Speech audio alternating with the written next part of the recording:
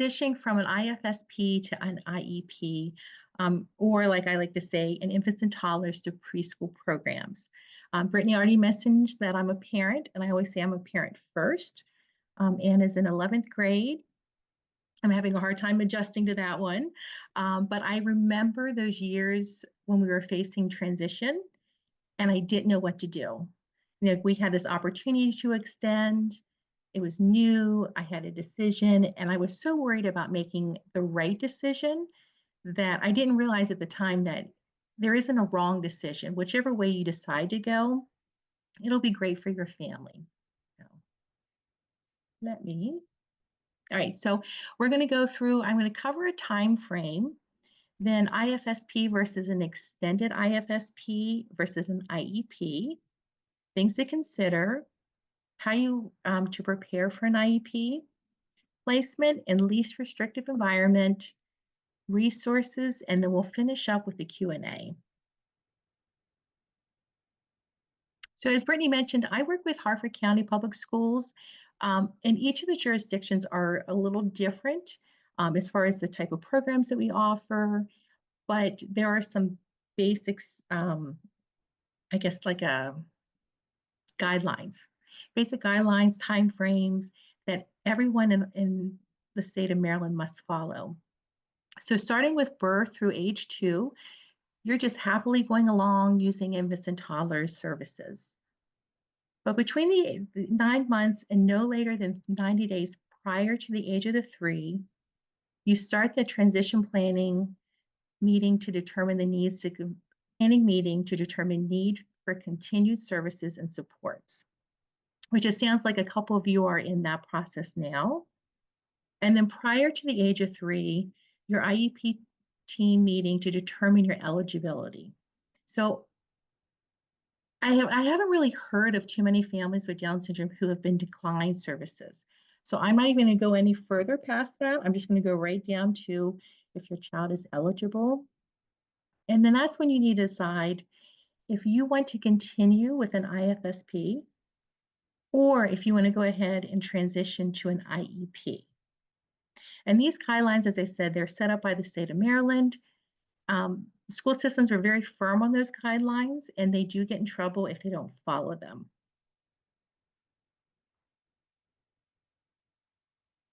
So an IFSP, hopefully you will see yourselves in this category on the left with the IFSP, the Individual Family Service Plan. It's birth through 3. It's a family-centered model. So your infant and toddler provider is working with you to see what the needs are of the family and helping to support your child. They use a coaching method. I like to consider them like the experts, at least in my mind, because I always used to think, I'm going to tap into that expert knowledge. They're my resource, my go-to person. If I have a question, if I want to know what something looks like, if I need something modeled, that's the person I would always go to for infants and toddlers. And then it's in your natural environment, whether it's in your home, if your child goes to daycare or preschool, infants and toddlers providers can see the child there. And I'm seeing more and more children who are being seen in the community. Say, for example, you want to meet at the library or, let's see, the park, especially with the weather being so nice. You want to go to the park. Your provider can meet you where you are in the community. And infants and toddlers is year-round. We go through the summer. We don't take off. So your services are, I would say, September to August or January, December, no matter which way you want to look at it. An IEP, on the other hand, is very different. It is for children ages 3 to 21, and it is a student-centered model. So what does that look like? It's how do you support the child when they're in the classroom and in a school building. So for example, with a family-centered model, say your child needed supports with physical therapy. The goals may be, I want my child to be able to Well, first, I remember Anna. We really wanted her to walk. She was delayed in walking. And once we got that, we wanted her to be able to go up our stairs. In a student-centered model, how does your child access their environment? How do they move around a classroom?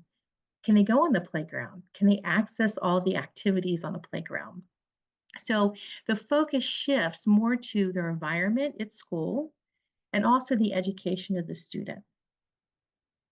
Services are in the least restricted environment. So I have a slide later on for that. And then school services are done during the school year. There is the option for an extended school year, which is part of the IEP. And trying to think, there is a section on the IEP for an extended school year. It's not a guarantee. It is determined by the team, and the determination is, will your child lose skills and abilities over the summer if they don't do it? Sometimes I've heard of students who they're going through a growth spurt, and the teacher feels like they're so close to reaching that goal that they don't want to slip. And so they'll recommend the student to receive extended school year. And then it's a decision by the team of whether you want to do that. But for the most part, it is a school year versus a year round for infants and toddlers. So an extended IFSP, that is the one that kind of throws everybody off. Maryland is one of 2 states that offers an extended option. That is where once you are found eligible to continue, then you can decide whether you want to go ahead and cross over to an IEP or if you want to extend for an additional year. And actually, let me move. I have something blocking my, there we go. Let's see. I'm sorry, I lost my train of thought. Okay, you can go ahead and extend until the beginning of the following school year or until your child's 4th birthday, whichever occurs sooner. The issue that I think a lot of parents kind of stress over, they may be like 98% sure that they want to go ahead and transition to an IEP. But really what kind of stops them a little bit is knowing that once you cross over into an IEP, it's a one-way street. You can only cross on over, but you can't come back. So many people hesitate because they're like, is this the decision I want to make? But really, if you are still unsure at that meeting when you need to decide whether you want to extend or go to an IEP, you can always extend and say maybe like a month down the road or maybe 5 months down the road. And when you feel more comfortable and you feel really confident in your decision, you can transition at any time. Does that make sense?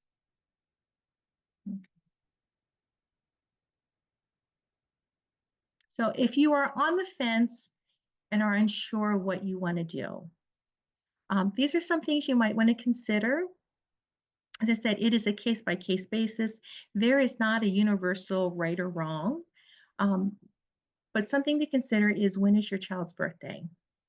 If your child's birthday is in the spring, I know of some parents who have held off. They've extended because they wanted their child to start school in September with all the other kids.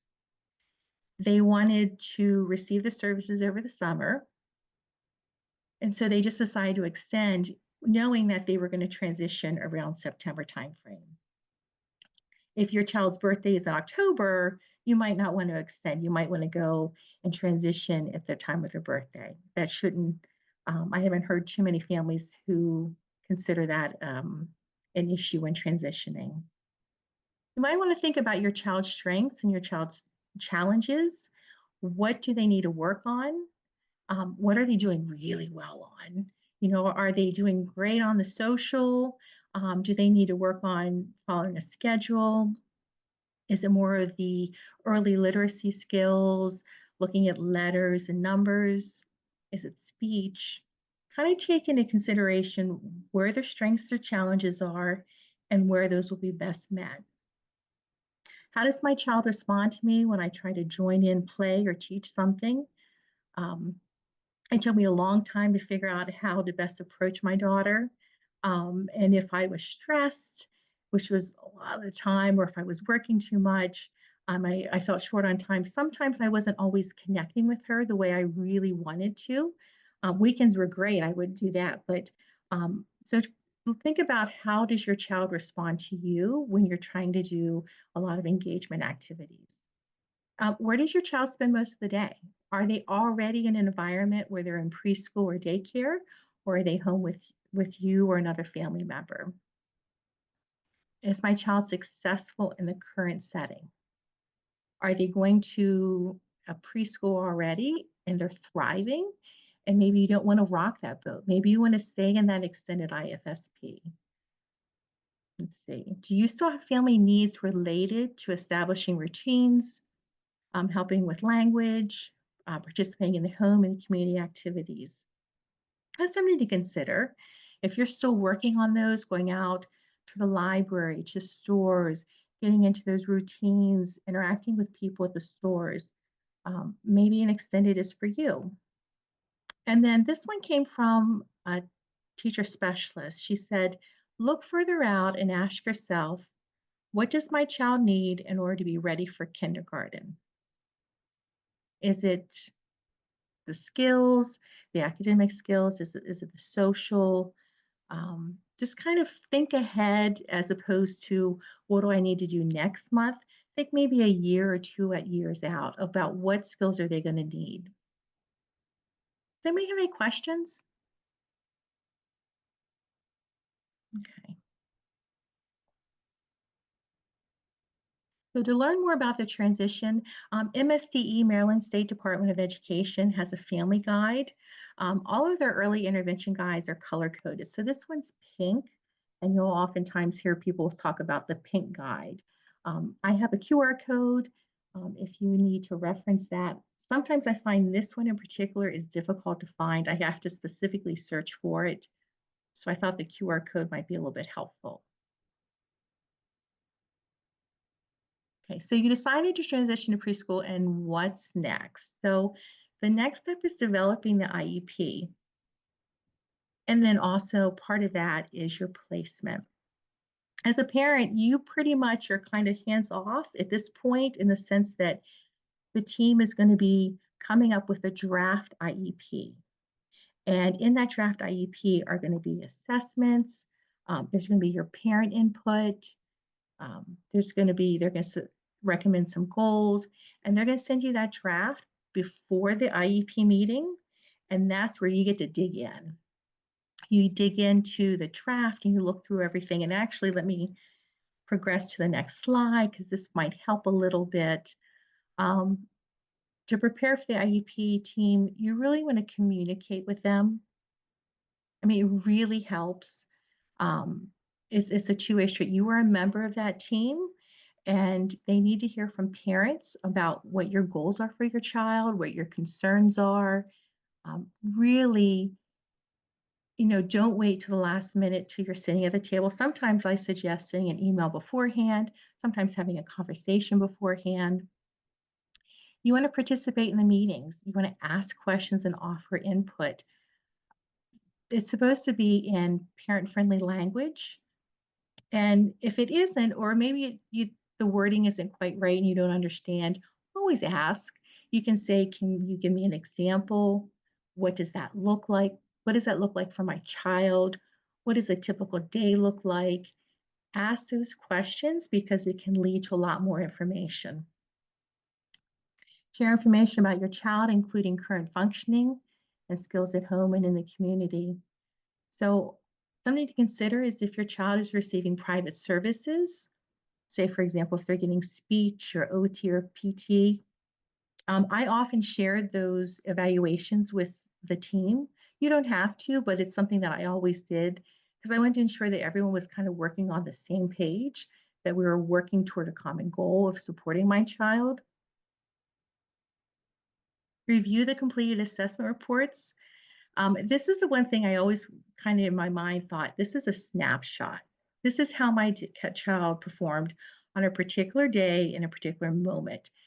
They could have been having an amazing day, and I looked at the assessment and thought, wow, like she knocked it out of the park. And there were other times I looked at that and thought, oh my gosh, what was going on? And I thought, was that a sleepy day or was that something with a lot of activity? So I always had to remind myself that it was a snapshot of how she was doing. Review the draft IEP. As I said, it comes 5 days in advance, and it has an IEP on Monday. I already have our IEP, and I've been going through it. Make notes. If there are sections that you really like, I used to put a big old smiley face on it so that I knew in the meeting, in the moment, I saw that smiley face. I thought, okay, that's good. Um, but if I had a comment, if I thought maybe she needed extra supports, I would write it in there, and it was my reminder during the meeting to mention it. If I had huge concerns, I would reach out in advance. So there's a lot that you can do to have input and influence on that IEP. But remember that you know your child best, and you are your child's best advocate. Maryland State Department of Education put out a series of parent information booklets. There are 2 here. The QR code takes you to the page for the whole listing of those. They're really great guides. They're more current than the pink guide that I showed you earlier. These were done just 2 years ago with a lot of input from families. And it's good, even if you are not, I'm thinking of the mom who has a 2-year-old, even if you're not to this point yet, this is something to kind of bookmark because in the future you can always go back, or if you had a question, you know that there is a guide out there. And then placement and least restrictive environment.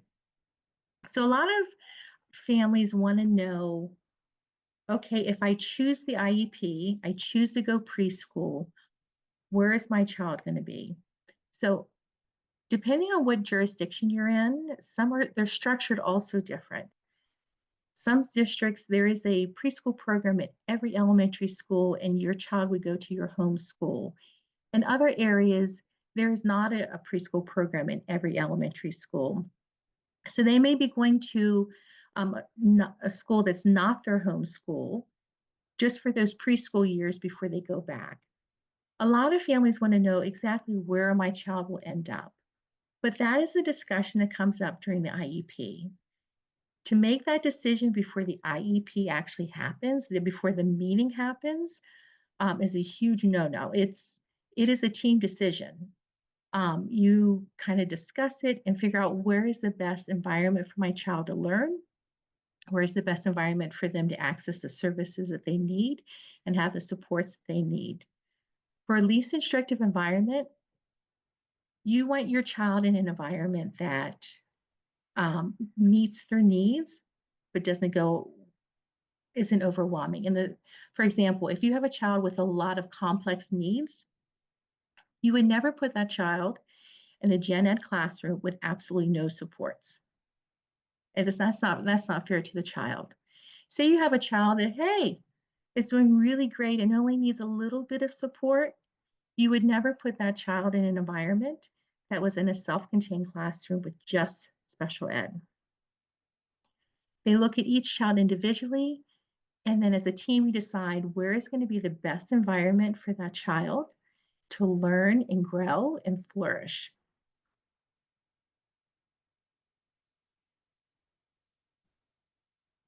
Thoughts from a preschool teacher. She said, I love to encourage the importance of student falling in love with coming to school first and foremost. She was like, this is the first step in a long journey in the school. And she really wanted her students to love coming to school. Academics is important. We are also working on following directions, social skills, and learning through play. We always learn through play. That's a fun one. And then parents are the child's first teacher, and this doesn't change because they are preschoolers. A lot of families feel like there's a disconnect because you go from an environment where it's so family-centered and you're dealing with the infants and toddlers provider directly to going to a preschool classroom where you're not with your child the entire day. But there is still like a lot of communication logs and ways to talk with teachers about what is going on.